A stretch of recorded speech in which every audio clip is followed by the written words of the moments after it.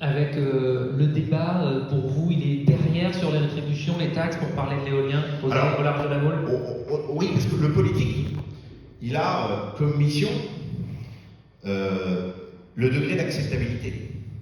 Et oui, parce que on peut être scientifique et apporter la juste raison, la raison juste. Mais le problème, c'est que le politique, lui, il est face à l'opinion publique. Et pour faire avancer je dirais dans une dynamique l'opinion publique, il faut pouvoir essayer d'avoir de bons arguments. Et par exemple, moi je suis intervenu notamment auprès du chef de l'État il n'y a pas longtemps, on a l'enjeu de la taxe éolienne.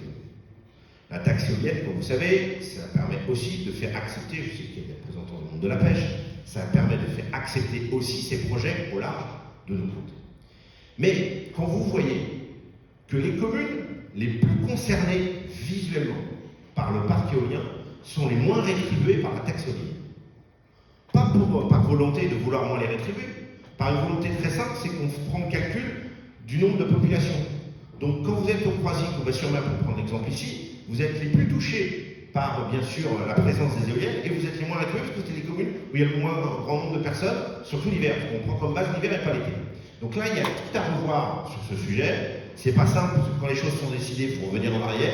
Mais c'est ce qu'on a dit notamment au chef de l'État quand il est venu inaugurer le parc éolien ici. On lui a dit, si votre objectif c'est de faire 50 parcs éoliens en France, il va falloir que vous preniez aussi en compte toutes les communes littorales qui sont concernées directement par la présence de ces parcs.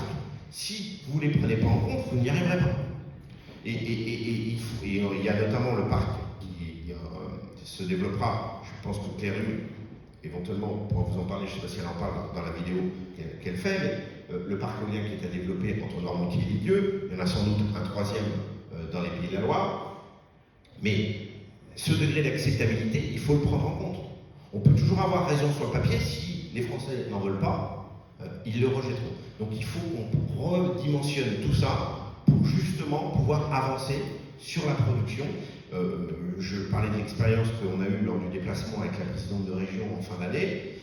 Ils sont déjà sur des parcs flottants. Ils sont sur des parcs flottants de plus en plus efficaces, à plus de 30 km des côtes. Alors il y a un enjeu aussi avec le monde de la pêche, sur lequel il faut travailler. Mais tout ça, c'est que dans la discussion qu'on y arrivera. Et c'est pour ça que l'initiative que vous prenez aujourd'hui, elle est essentielle, parce que c'est maintenant qu'il faut commencer à comprendre et à échanger avec ceux qui vont être acteurs de ces projets-là de demain.